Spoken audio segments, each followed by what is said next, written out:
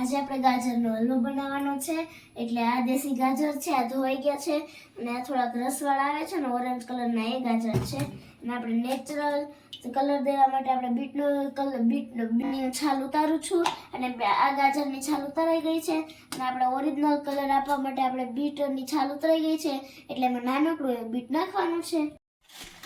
જો આ આપણે ગાજર થોડુંક ખમણવા આવ્યું છે, આ ખમણાઈ ગયેલું છે અને જો આ છે એટલે હું ખમણું છું। જો બીટનો હલવો હોય એવી રીતે ગાજરનો હલવો હોય, ગાજરમાં અને બીટમાં ઘણા વિટામિન્સ હોય એટલે શિયાળામાં બધું સારું અને તાજું મળે એટલે આપણે ખાવાની મજા આવે। એટલે જો આ શેકાવા આવ્યું છે, હવે આપણે એની અંદર થોડુંક દૂધ એડ કરશું અને પછી પાછું હલાવશું।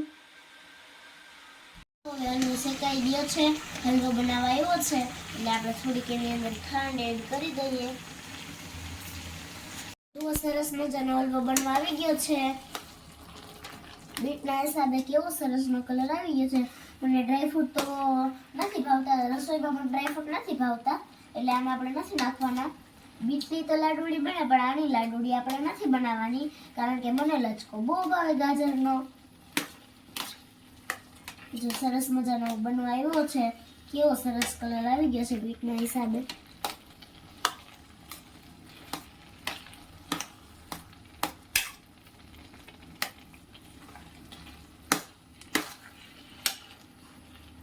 અંદર એલચી પાવડર નાખશું। સરસ મજાની એલચી થઈ ગઈ છે, સુગંધ માટે આપણે એલચી પાવડર નાખશું।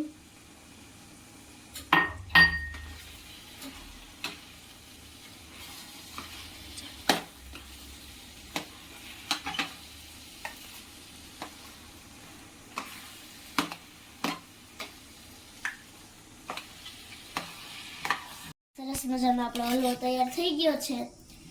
મમ્મી હવે હું હલવો તો ટેસ્ટ કરી લઉં કેવો બન્યો છે।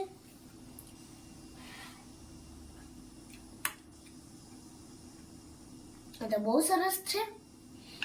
ચાલો હવે નેક્સ્ટ વિડીયોમાં મળશું, ત્યાં સુધી જય યોગેશ્વર, જય શ્રી કૃષ્ણ। વિડીયોને લાઈક શેર સબસ્ક્રાઈબ તો કરતા જાજો કે એ ના ભૂલી જતા।